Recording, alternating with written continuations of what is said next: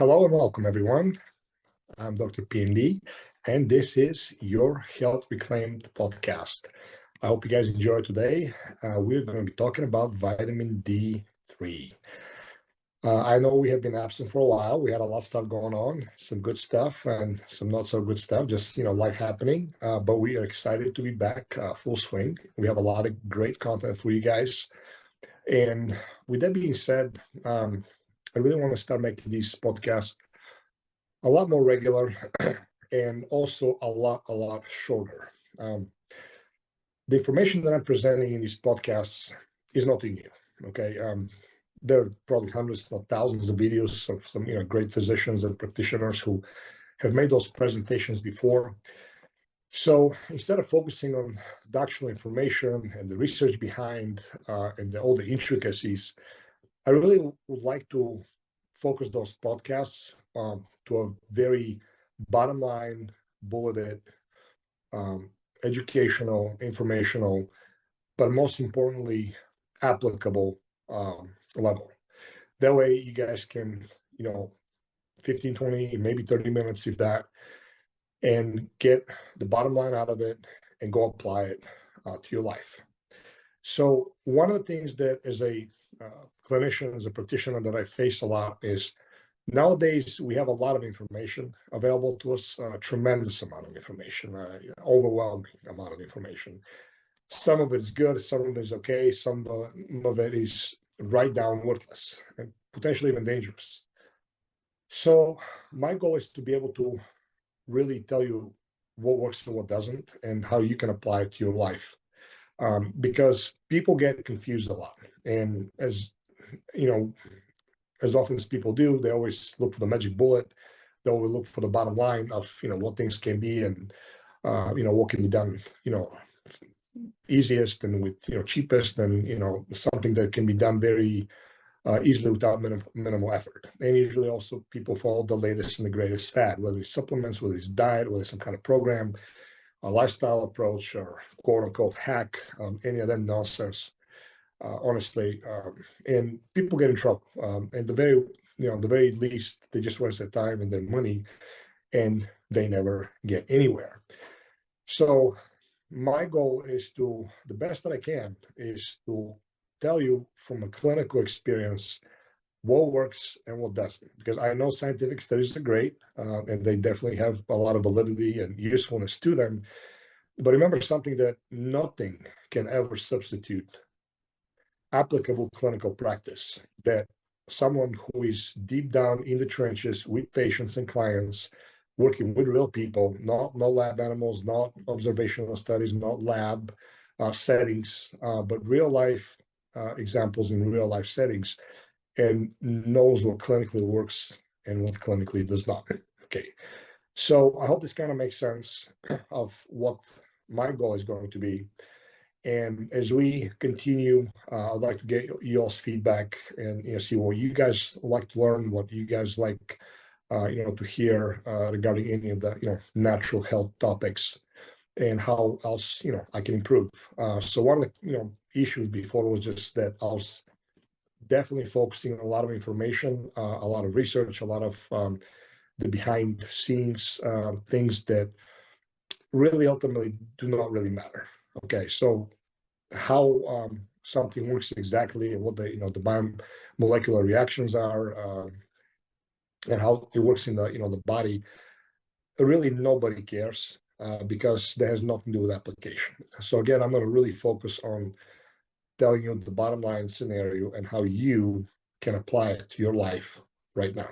Okay, so with that being said, today we're going to talk about vitamin D. There is absolutely nothing new that I'm going to be able to present to you guys regarding research or regarding information regarding vitamin D, but rather to be able to give you some bottom line facts and then how you can optimize vitamin D3 level along with the other fat soluble vitamins so you can get the most out of your supplements and get the most benefit towards your health. All right. As a reminder, in holistic health, when it comes to chronic disease, you will always have one or two, and usually both scenarios, of the root cause of a disease. And there is going to be some form of deficiency, nutrient deficiency, and or form of toxicity. Almost always is both, a combination of both. It can be chicken or the egg. It's one can create the other and vice versa. Sometimes they're all independent of each other coming in the same time. But nonetheless, you have deficiencies and you have nutrient deficiencies and toxicity. The toxicities can be endogenous or exogenous, meaning they're produced within the body, or they can be exogenous, something that has been ingested or introduced into the body unnaturally from the outside realm. So keep that in mind. Today we're going to focus on the nutritional deficiency part. A big part of that is going to be vitamin D3. Now, vitamin D3, as I said before, has been researched extremely heavily, very extensively by natural medicine, conventional medicine, and conventional science in general, and for a good reason. It virtually affects every aspect of your physiology, either directly or indirectly. Some people say that it usually is a hormone, technically not a vitamin. Again, doesn't really matter. The bottom line is you need vitamin D3 for optimal health. Keep something in mind that the RDA is not for optimal health. RDA, which a lot of people do quote, was designed to prevent disease, official disease states, and not promote health. Okay, here, in this podcast, we're going to talk about optimal health or whatever can be close to it. So do not go by RDA levels, because that is only, again, designed to stave off any kind of, levels that below that will lead to disease. In vitamin D related is going to be rickets. Okay, that is a severe deficiency, the severe form of deficiency of vitamin D3. And you guys very well know what rickets is. If not, you can Google it and find out. But that is an example of a severe deficiency of vitamin D3 in children, but also it can propagate in older population, especially elderly. And you see that with what's the equivalent of that is osteomalacia. So vitamin D3, again, it plays a massive role in our health. And as I said before, it really, literally regulates the expression of hundreds of genes and is integrated to every biological function that affects every bodily system in our physiology. So with that being said, I want to give you some quick symptoms that you might recognize in yourselves, you might not, of vitamin D3 deficiency. So these are about probably what I would call the 14 most common symptomology and symptoms that we in our Western society can experience. And a lot of them, even though they're symptoms that can carry over to other issues, most often will have some or perhaps even all correlation of vitamin D deficiency. And we're talking about vitamin D deficiency. And remember, we're not talking about clinical severe deficiency. We're almost always talking about what is considered a subclinical deficiency that a lot of time and oftentimes is missed very easily, even on a pertinent blood test, which that's something that we'll go over. So here they are, real quick, the ones that I see quite a bit. Aching muscles, okay? It's not from overexercise, not from a car accident, it's not some kind of trauma. It's not because, you perhaps had some kind of flu or cold that, the symptoms of, achiness like you usually get sometimes when you have a flu, but it's a chronic continual ache of the musculoskeletal system that just really doesn't have any explanation, okay? That is a very common sign and symptom that I see quite a bit. Painful bones, that's another one. It's as funny as it may sound, when you have a subclinical, let alone clinical deficiency, you are going to experience, bone pain. It's a very deep, very strange type of pain. And that is because vitamin D, as you guys know, regulates calcium in your body and necessary to protect bone health. So deficiencies will cause often bones to soften, and that is called osteomalacia. Okay, that's again another sign. See that quite a bit as well. Unexplained fatigue. not because you're not sleeping, not because you just have severe stress in your life or other issues, but just unexplained fatigue. That it's a very common system. They usually transcends into many different aspects, in from stress, from not sleeping properly or sleeping long, from not resting enough, just general chronic stress, PTSD. But nonetheless, you will always see this chronic lingering fatigue, and you will experience vitamin D3 deficiency. Whether the vitamin D3 deficiency caused that, or was part of the contributing factor, or was the after effect, we don't know. And frankly, it doesn't really matter because the goal is for you to address that. The other one is reduced muscular performance. This is usually seen with either younger kids, athletes especially, college, high school. I've seen in middle school. I don't work with a lot of children below middle school age, but I see it with kids in the high school collegiate athletes quite a bit. In adults that are very active, they like hiking, they like play, more explosive sports, things like, tennis, pickleball, they play flag football, there'll be like a softball team or something like that that requires more of a dynamic, more explosive muscle force production. So you see that quite a bit. Again, vitamin D3, definitely. There's a lot of research, especially in collegiate and professional athletes, how vitamin D3 is correlated with fractures, tendon and soft tissue injuries. That directly correlates, with vitamin D3 deficiency. So the number 5 is brain health. I know it's a very general term, and what does brain health mean? But deficiency, can include absolute dementia and certain Alzheimer's due to the increase of the beta amyloid, soluble and insoluble protein factors. So research has very heavily, found that association, with neurodegenerative diseases and vitamin D3 deficiency. Okay, is it the sole contributor to that? Probably not, but there is a definitely very heavy correlation that you can see improvement when this is addressed. Poor sleep. The poor sleep is a mechanism that is linking vitamin D3 and poor sleep quality. And honestly, has not really been directly identified, but research has found that people with low levels of vitamin D almost always have a very poor sleep quality, not necessarily quantity, but quality, and are associated with sleep disorders. And that is not surprising. Again, vitamin D3, as I said before, initially has massive correlation with every biological system in our physiology. Sweaty head, that's people that have like profusive and excessive sweating out of their head proportional to their body, whether they're sitting still or whether exercising or have some kind of physical activity. Regardless, this excessive amount of sweat, like literally dripping down from the scalp, from just all over, that too is a very good indicative sign that you have vitamin D deficiency. So number 9 will be number 8 was going to be hair loss. Hair loss is something I see quite a bit.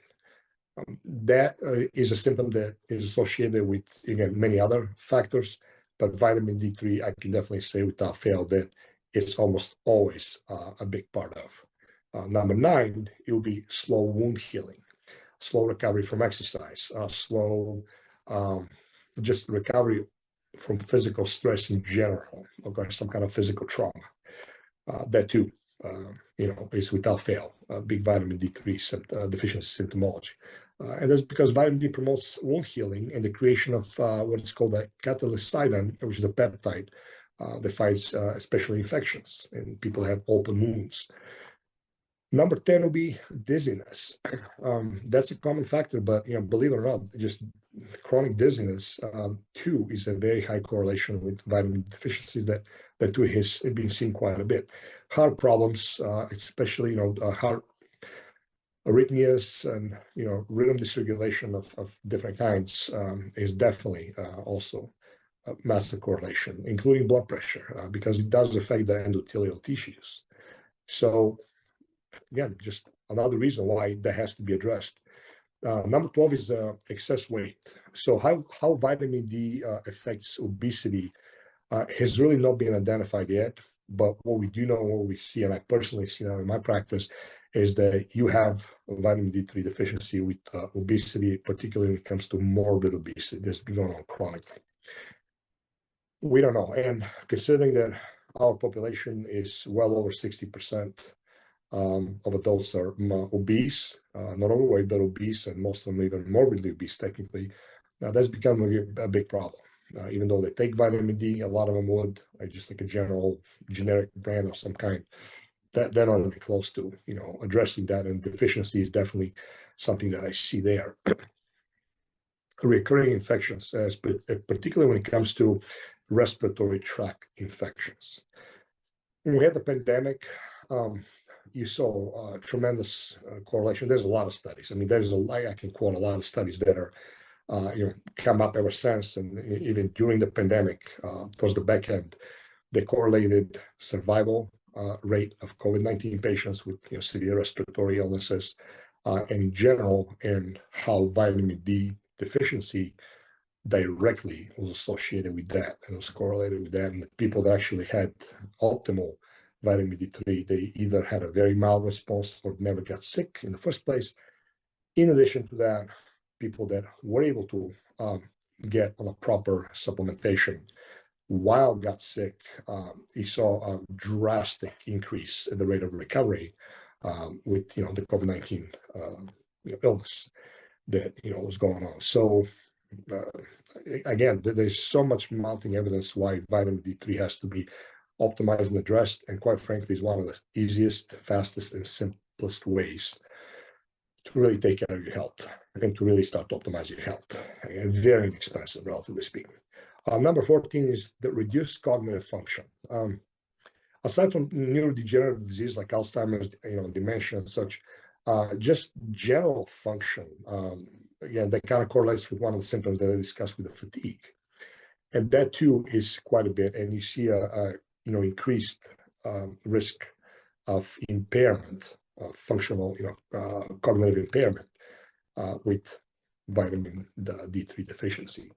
So these are, some of the most prevalent ones that I see, and a lot of my colleagues have seen. But the benefits of vitamin D3 in general are, for example, such anything your cell formation, right? I mean, we have like 100 trillion cells plus whatever it might be. Every one of them, proper cell formation and growth, bone health, heart health, skin and hair health, pancreatic health function. Obviously, the pancreas is extremely important for your blood sugar regulation and digestion, among others. Reproductive health, vascular system health, respiratory system, immune system, digestive system, eye health, mood health, athletic performance, overall aging process. People like to talk about anti-aging. That's kind of oxymoron. There's not such thing, but optimally aging in a healthy way. The muscular system we talked about, weight management, sleep patterns, hearing, and many others. So what I'm trying to present here, guys, is that really start thinking hard about addressing vitamin D levels. You might have a quote-unquote normal level on a blood work. That's something we're going to talk about here in a little bit, but it's not optimal. And you need to be optimal, and optimal levels are far from deficiency cutoff deadlines or guidelines, I should say. So let's talk about a little bit how and what we can do about the vitamin D3 deficiencies, and how we can do. So the first thing I want to kind of talk about is who is at the highest risk for deficiency. So the highest risk for deficiency is going to be people that consume a tremendous amount of processed food and also do not get any kind of sunlight, sun exposure. People of darker skin color. The darker the skin, actually, the less the ability to optimize vitamin D3 becomes, particularly when it comes to natural sun exposure. The reason that because their melanin levels are very high, and that is a geographical, adaptation, that the darker the person's skin is, the less the ability to absorb the UVB light that produces vitamin D3. The reason being is because before we started to intermix races, people were confined to certain geographical locations. And you're never going to see a darker skinned individual living in the North Pole or somewhere like Netherlands or Iceland, perhaps, or, Canada. There was never such thing. You see a direct correlation with skin color as opposed to the relativity of the geographical location that this genealogical group of people lived in. So you look at Africa, the people from Africa that are born and raised there, I should say people that are, they're, hundreds of thousands of years ago, they were, lived there. They had usually a darkest color of skin because the rate of sun and the strength of the sun exposure was the highest, as opposed to you start moving closer to the south or north pole, you start seeing lighter and lighter and lighter skin color because the fact that those people had very limited amount of sun, extremely limited amount, if any. So therefore, their ability to need to absorb the sun was extremely, important. So people with darker skin are going to have a high rate of deficiency. Okay, so even aside from the processed food, alcohol consumption, chronic alcohol consumption, and cigarette smoking, tobacco consumption is something that's also very highly correlated with vitamin D3 deficiency. Elderly people and also infants as well. So these are, in general speaking, populations that are very prone to vitamin D deficiency. The last probably 30, 40 years, now we start seeing a direct correlation also, as I said before, with obese individuals, which, as of 2017, I believe, generally speaking, the rate was over 60% of the adult population was obese, and a lot of them are also morbidly obese, as I said before. So they have a hard time absorbing vitamin D3. Why? Again, we don't really know. One suspicion is that, and that is something that I deal with in my practice a lot, is gastrointestinal dysfunction, GI disorders. So when you have GI disorders, you're not going to be able to, by default, absorb and assimilate a lot of your vitamins, especially your fat-soluble vitamins. That's just a fact. And we have a lot of correlation, people that are obese that have GI issues. Again, is it the chicken or the egg? We don't know. But what we do know is that the lifestyle, the consumption of processed food, overuse of antibiotics and proton pump inhibitors, particularly, are the absolute major culprits of those issues of the GI, and I can verify that because I see it all the time in my practice.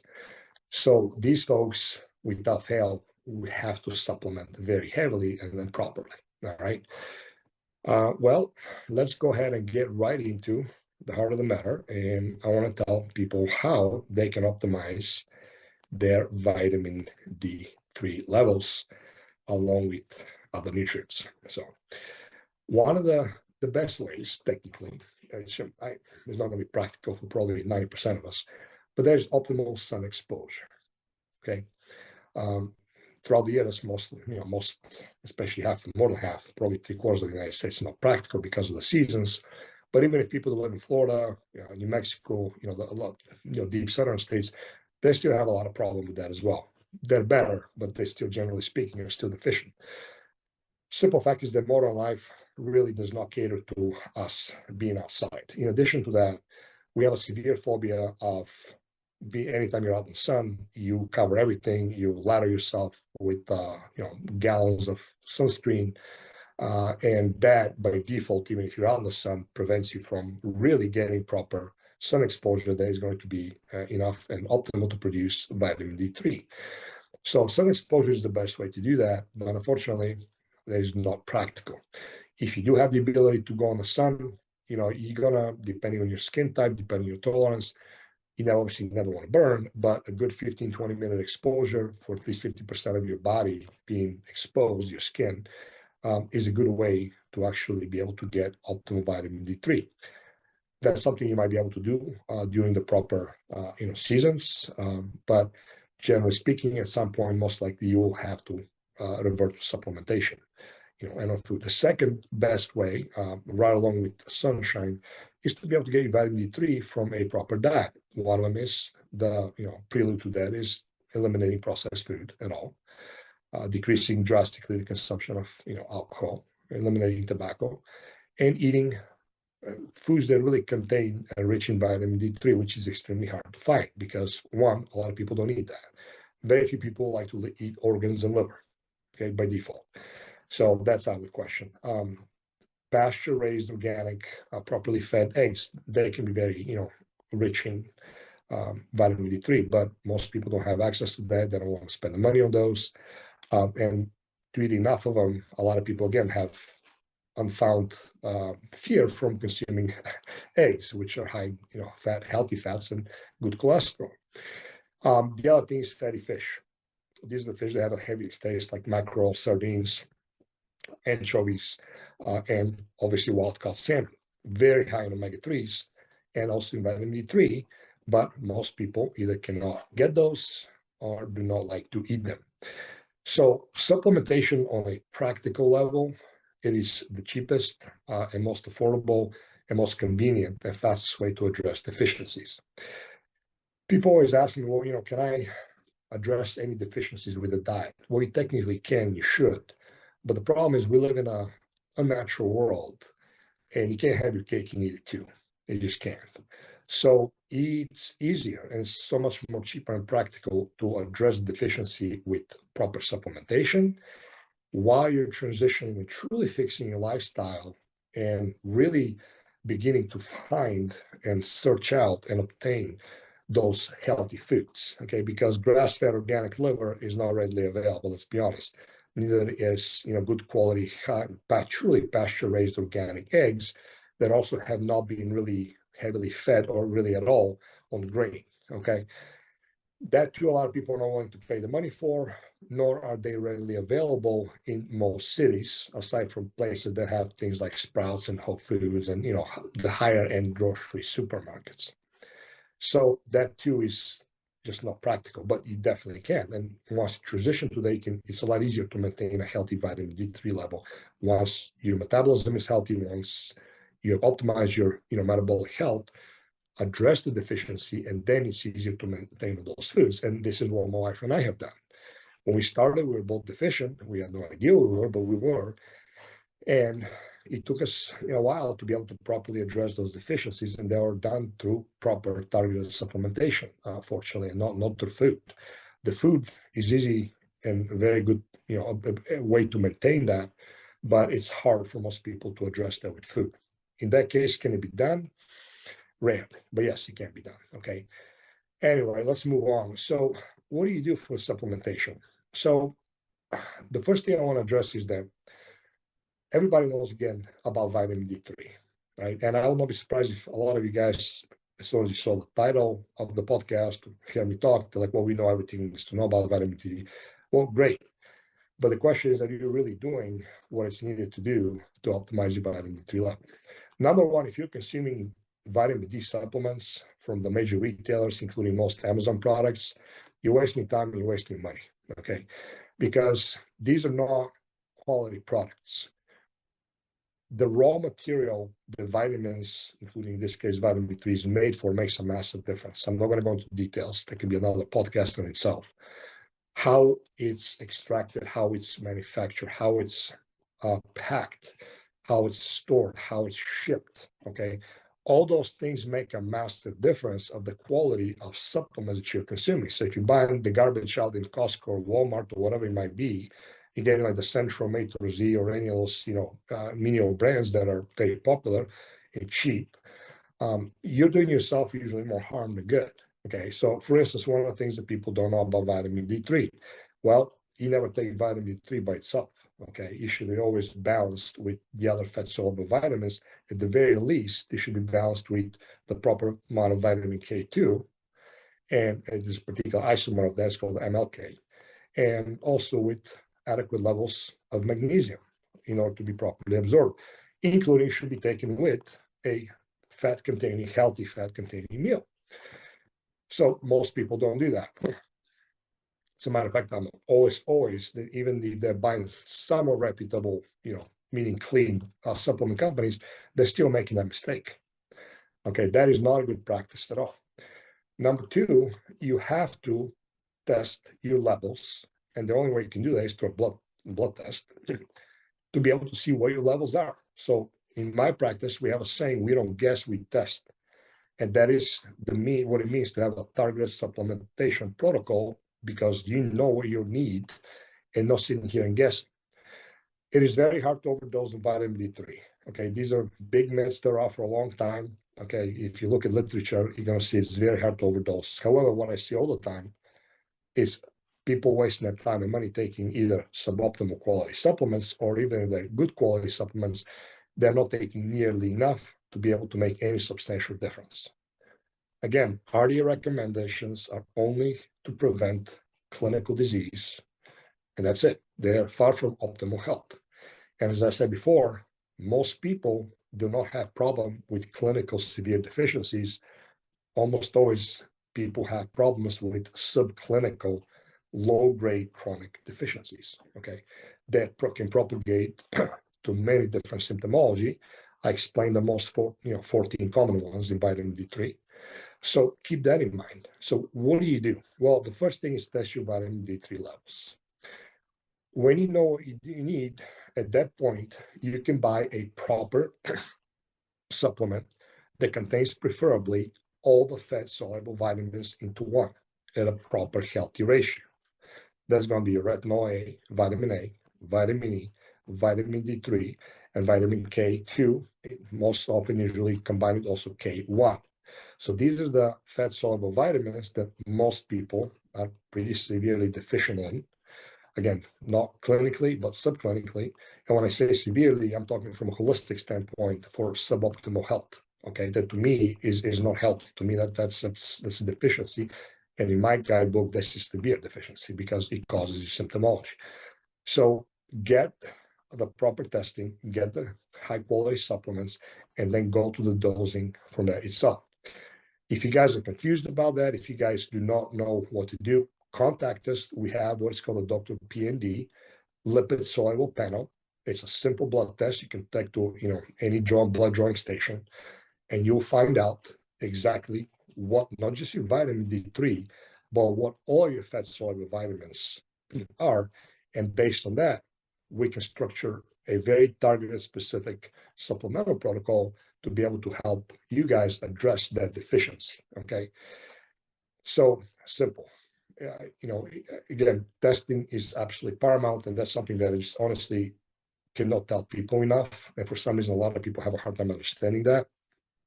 I don't know if they don't see the value. I don't know if they just don't want to deal with it, but it's something very quick, simple, easy way to contribute to optimizing your health. Okay, so I am going to end there because I promise you guys I'm going to sit there for a long time. I think I went over my time that I was aiming for, but thank you for guys being there. And again, we're going to start those podcasts on a regular basis, and we're going to keep improving. And you guys reach out to us, let us know what would you like to listen to, what would you like to learn about, and that'll be it. If you guys have any questions, again, please contact us, DrPND.com. And we're on Facebook, we're on the social media platforms. And if you guys want to get that fat soluble lipid panel, I'll gladly prescribe it to you. It's very simple. It goes to your email. You guys print out the order form, go get the blood draw. That also comes with a 1-hour free consultation that I can walk you through exactly what needs to be done, what your dosing is, and so forth. Again, DrPND.com. I hope you guys have a phenomenal day and stay healthy and keep going strong and don't give up.